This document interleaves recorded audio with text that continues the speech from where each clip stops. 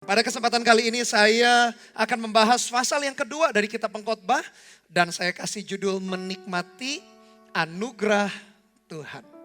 Mari buka Alkitab kita bersama-sama, kitab Pengkhotbah pasal yang kedua. Perhatikan ayat yang pertama dan yang kedua. Aku berkata dalam hati, mari aku hendak menguji kegirangan, nikmatilah kesenangan. Tetapi lihat juga itu pun sia-sia. Tentang tertawa aku berkata itu bodoh. Mengenai kegirangan apa gunanya? Beberapa waktu yang lalu kita membahas pasal yang pertama, kita tahu Pengkhotbah atau Kohelet ini adalah Raja Salomo. Dan pasal yang kedua ayat yang pertama langsung dia ingin ngetes yang namanya kegirangan atau kesenangan. Siapa sih manusia yang tidak mau hidup bersuka cita, hidup senang sehingga bisa tertawa? Siapa yang lebih suka kesedihan? Saya rasa hampir setiap kita lebih suka sesuatu pengalaman yang menyenangkan, menggembirakan, membuat kita tertawa. Tapi realita kehidupan dalam perjalanan hidup ini tentu saja bukan hanya peristiwa-peristiwa menyenangkan yang membuat kita tertawa gembira. Tetapi pasti atau selalu saja ada perkara-perkara yang tidak menyenangkan yang kadang membuat kita sedih atau membuat kita bahkan menangis. Dan ketika Salomo menguji, mari katanya menikmati yang namanya menguji kegirangan, nikmati kesenangan. Dia simpulkan ternyata tertawa itu sebuah kebodohan, kegirangan itu apa gunanya. Bapak Ibu Saudara, bukan berarti tertawa itu sia-sia atau kita gak boleh tertawa atau gak boleh gembira. Anak-anak Tuhan bukan berarti sedih selalu atau serius terus. Tetapi kita memahami, menyadari sesuatu yang mendatangkan kegembiraan di dalam hidup kita ternyata tidak selama-lamanya akan bisa memenuhi hati kita yang kosong atau bersifat kekal. Selalu saja ketika kegembiraan, pengalaman kegembiraan kita lewati, selesai, lalu kita akan menghadapi peristiwa atau kejadian berikutnya. Ibarat seperti seorang anak kecil, pengen makan coklat, pengen makan permen. Dia pengen minta sekali kepada orang tuanya, dibelikan orang tuanya permen atau coklat. Dia merasa setelah dapat permen atau coklat, dia akan terus merasa senang menikmati permen atau coklat itu. Tapi kita tahu setelah permen atau coklat itu habis, rasa nikmat di mulut, rasa manis di mulut, seketika itu juga hilang. Sama juga dalam perjalanan hidup kita. Bukan berarti Tuhan tidak mengaruniakan kepada kita berkat sehingga kita bisa menikmati dan tertawa dan gembira. Tetapi di dalam perjalanan hidup kita, kita perlu menyadari kadang ada kesedihan, kadang ada kegembiraan. Oleh karena itu lewati atau jalanilah di dalam Tuhan. Sehingga pesan saya adalah kalau kita sedang senang, jangan berlebihan. Nikmati itu di dalam Tuhan. Tapi kalau ada di antara kita sedang bersedih hati, jangan sampai terhanyut. Karena kesenangan atau kesedihan tidak akan selama-lamanya ada di dalam hidup kita. Oleh karena itu yang senang jangan terlalu berlebihan, nikmati semua anugerah dan berkat Tuhan. Kalau sedih jangan juga terlarut sehingga kita merasa putus asa. Karena kesedihan pun ada waktunya, ada masanya, itu akan lewat. Bapak Ibu Saudara jemaat Tuhan, dalam kehidupan ini mau tubuh kita, mau pikiran, mau hati kita, Tuhan berikan sebagai sumber daya yang perlu kita kelola dengan baik. Tapi kalau kita menikmatinya, menjalaninya di luar Tuhan, kita akan lihat ayat-ayat berikutnya. Ternyata segala sesuatu juga sia-sia. Saya teringat sebuah buku yang booming atau meledak, bestseller tahun-tahunan yang lalu. Ditulis oleh seorang pendeta namanya Rick Warren. Judul buku ini adalah The Purpose Driven Life. Ada 5 tujuan hidup menurut beliau, menurut Rick Warren. Manusia katanya dirancang untuk kesukaan Allah. Yang kedua, manusia dibentuk menjadi keluarga Allah. Yang ketiga, manusia diciptakan untuk menjadi serupa dengan Kristus. Yang keempat, manusia dibentuk untuk melayani Allah. Yang kelima, manusia diciptakan untuk sebuah misi. Dalam buku ini, Pastor Rick Warren mencoba menjelaskan apa sih tujuan hidup manusia. Ada baiknya kita renungkan juga 5 hal ini dalam perjalanan hidup kita. Ketika Salomo ribuan tahun lalu dia coba menguji dirinya dengan tubuhnya dengan anggur yang memabukkan. Dan akal budinya dengan hikmat. Dia mencoba mencari makna tujuan hidup yang sesungguhnya. Apa yang ditulis Rick Warren, biarkan menjadi cerminan juga di dalam hidup kita. Apakah kita sudah menemukan tujuan hidup dan melakukan dan mengerjakan di dalamnya setiap hari dalam hidup kita. Kalau tidak Bapak Ibu Saudara, kehidupan kita sama seperti uap yang sebentar kelihatan lalu hilang lenyap.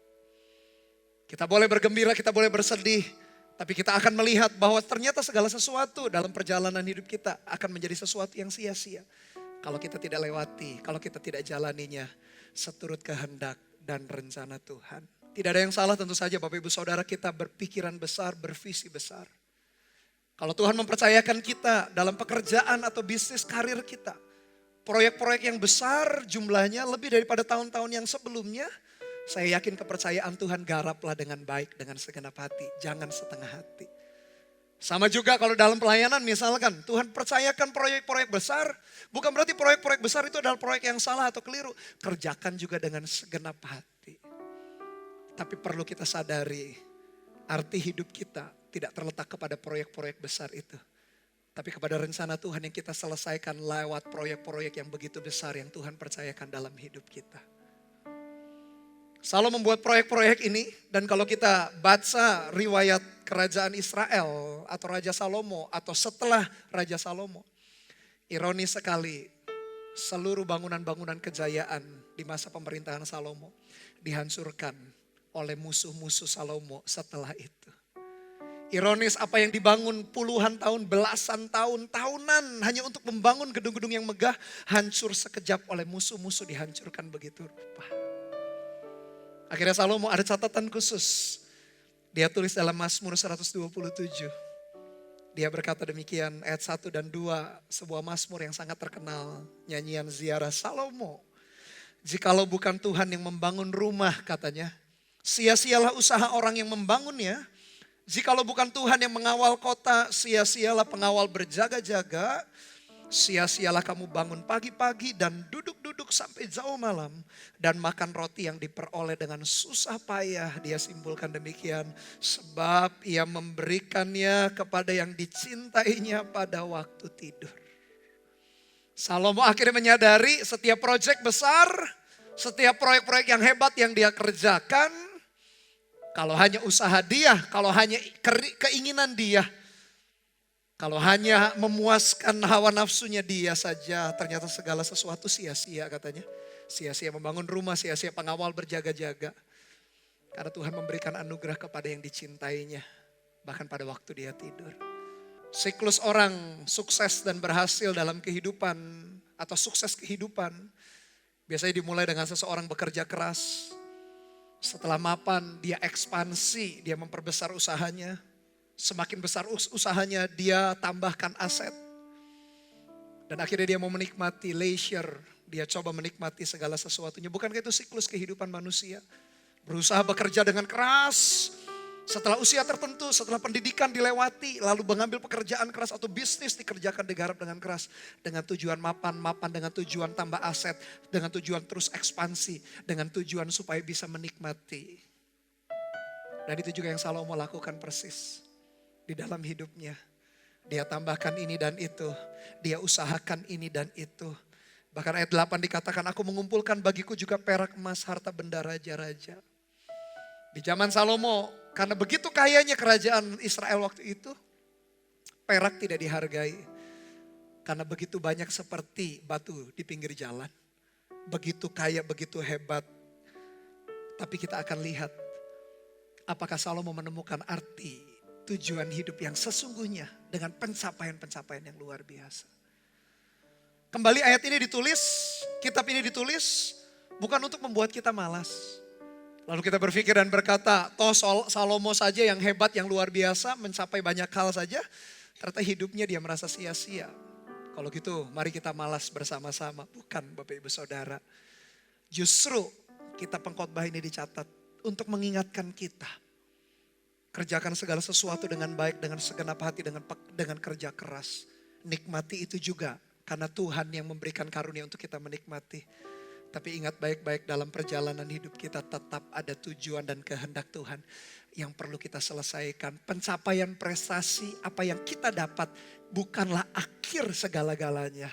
Bapak Ibu Saudara, saya meyakini anak-anak Tuhan, kita pun perlu rajin, kita pun perlu bekerja keras. Ya kerja dengan hikmat juga bekerja dengan segenap hati. Karena tidak ada pengangguran, tidak ada kemalasan dalam kerajaan sorga. Tetap semua kita harus berjerih payah, harus bekerja keras atau melakukan tanggung jawab tugas yang Tuhan percayakan. Entah dalam keluarga kita sebagai suami, sebagai istri, sebagai orang tua. Atau kita sebagai anak di rumah. Atau kita sebagai seorang student, pelajar atau mahasiswa, lakukan tanggung jawab kita. Entah sebagai hamba Tuhan sekalipun, entah sebagai seorang karyawan atau bos atau business owner sekalipun. Lakukan tanggung jawab kita dengan sekuat tenaga, dengan jerih payah Bapak Ibu Saudara. Tapi kabar baik mengenai jerih payah adalah itu bukanlah tujuan akhir. Kalau kita berpikir pekerjaan, kesibukan, jerih payah adalah tujuan akhir hidup kita. Kita akan menemukan persis seperti yang Salomo hadapi. Yang dia temukan, dia berkata, aku berjerih payah. Aku lakukan A, B, C, dan D. Dia lakukan mega proyek besar. Bangun gedung, bangun kebun, tambahkan budak, tambahkan lembu sapi, tambahkan emas, perak. Dia buat seluruh kerajaannya jadi kerajaan yang berjaya. Dan itu dia berkata jerih payahku. Tapi dia simpulkan tadi dalam ayat 11 bagian B. Lihatlah, segala sesuatu adalah kesia-siaan dan usaha menjaring angin. Memang tak ada keuntungan di bawah matahari. Bapak Ibu Saudara, tetaplah beraktivitas dengan baik. Lakukan tanggung jawab kita, tuntaskan sampai akhir. Tapi kembali, ingat rencana, tujuan dan kehendak Tuhan melalui setiap tanggung jawab yang Tuhan taruh dalam hidup kita. Pencapaian prestasi bukanlah tujuan akhir kita. Jerih payah bukanlah tujuan akhir kita. Tujuan akhir kita sepanjang kita hidup di atas muka bumi. Apakah kita menyelesaikan rencana dan kehendaknya? Apakah kita betul-betul mengerti apa yang Tuhan kehendaki? Dimanapun kita berada atau level usia atau level kehidupan kita apapun. Selesaikanlah kehendak dan rencana Tuhan. Lakukan dengan segenap hati, dengan kerja keras, dengan ketekunan, dengan hikmat. Karena Tuhan menyertai. Kalau kita punya prinsip, kita punya nilai yang firm, yang kuat. Bahwa hidup kita dilandasi takut akan Tuhan. Hikmat pengetahuan apapun yang kita tambahkan. Selalu kita letakkan di bawah takut akan Tuhan. Sehingga dengan hikmat, dengan pengetahuan yang begitu banyak. Kita tidak akan sombong dan menganggap rendah orang lain. Atau menganggap diri kita sudah mengetahui segala hal. Padahal pikiran manusia, otak manusia hanya sebesar kepalan tangan kanan kita. Salomo memang mendapati hikmat melebihi kebodohan.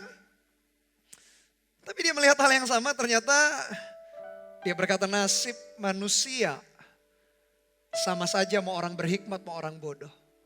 Maksudnya apa Bapak Ibu Saudara? Tadi saya dorong untuk kita juga tambahkan hikmat. Jangan jadi orang bodoh, jangan jadi orang bebal.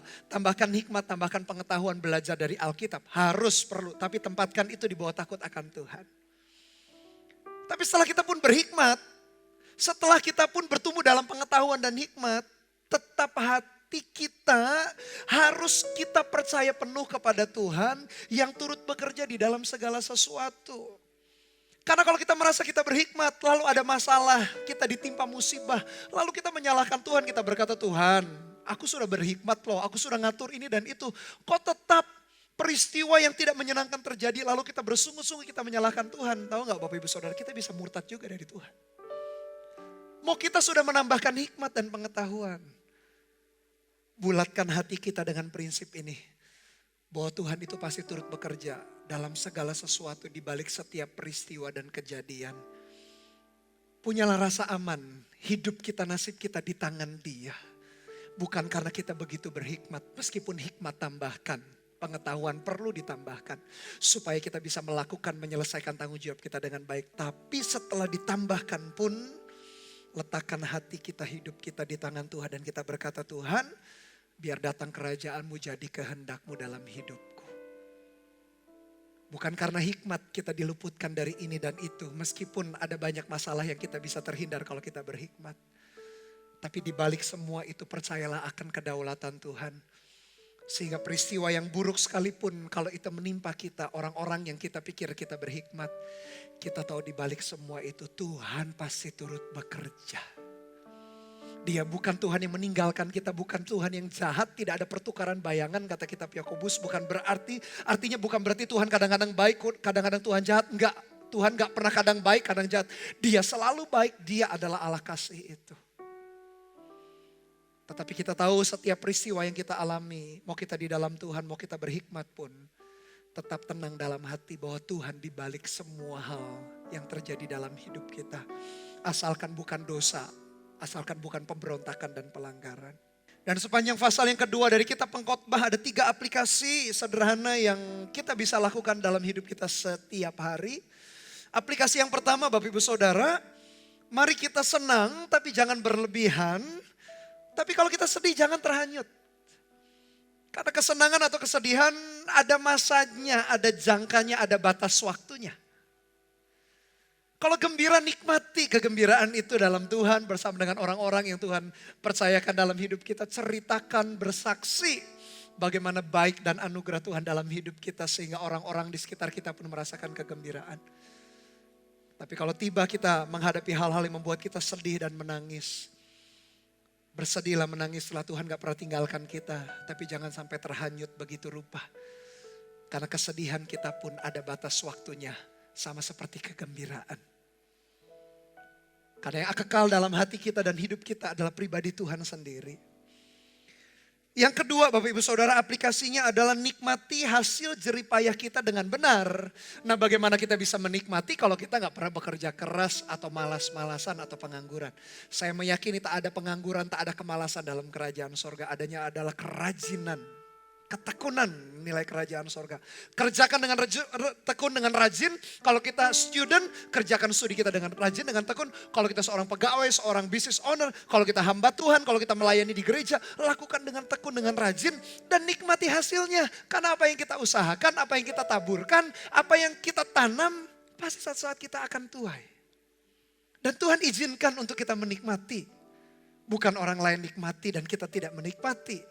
Kebodohan berarti kesia-siaan kata Salomo. Nikmati setiap anugerah Tuhan. Nikmati setiap berkat Tuhan. Bahkan hasil jeripayah kita pun. Itu karena berkat dan anugerah Tuhanlah kita bisa menikmatinya. Jangan hanya mengumpulkan lalu kita gak nikmati. Satu saat ketika kita sudah tua kita gak bisa menikmati apa yang kita kumpulkan juga. Tapi nikmatilah dengan bijaksana, bukan untuk memboroskan. Nikmatilah dengan keluarga kita pasti yang pertama. Dengan orang-orang yang lebih besar lagi lingkupnya di luar daripada keluarga inti kita. Nikmati dengan orang-orang itu. Bahkan jadilah berkat juga. Karena Tuhan pilih kita untuk kita jadi berkat bagi orang banyak. Dalam segala hal, dalam nasihat, dalam doa kita. Termasuk dalam keuangan, dalam teladan, dalam segala sesuatunya. Jadilah berkat bagi orang-orang sekeliling kita. Dan aplikasi yang ketiga. Mari bersama-sama Bapak Ibu Saudara. Tinggalkan warisan yang terbaik bagi generasi yang jauh lebih muda. Oleh karena itu kalau kita dikasih kesempatan untuk lakukan tanggung jawab kita, kumpulkan, kelola dengan baik. Lalu siapkan generasi di bawah kita, ajari anak kita tidak malas, ajari anak kita kalau hari ini mereka masih student, masih pelajar untuk sekolah atau kuliah dengan baik. Untuk mereka nambahkan hikmat pengetahuan mereka, berkembang secara intelektual di sekolah. Tapi jangan lupa juga pendidikan nilai iman, lewat gereja, apalagi terutama orang tua. Adalah orang yang bertanggung jawab pertama kali atas pertumbuhan iman anak-anak kita. Ajari anak kita banyak hal, nilai kehidupan, prinsip-prinsip iman, pengenalan akan Tuhan, mengenal Yesus Kristus. Seperti kita melayani juga ajari anak-anak kita lakukan hal yang sama. Pokoknya siapkan apa yang Tuhan sudah ajarkan dalam hidup kita. Berikan, percayakan kepada anak kita sesuai dengan level pengertian mereka juga. Ajari terus, doakan terus, impartasikan sesuatu. Sehingga ketika kita meninggalkan warisan, harapan kita, anak cucu kita pun bisa mengelolanya dengan baik. Tidak menghambur-hamburkan, tidak memboroskan. Bahkan ini doa kita, bukankah ini jadi doa kita? Generasi di bawah kita jauh lebih baik daripada kita.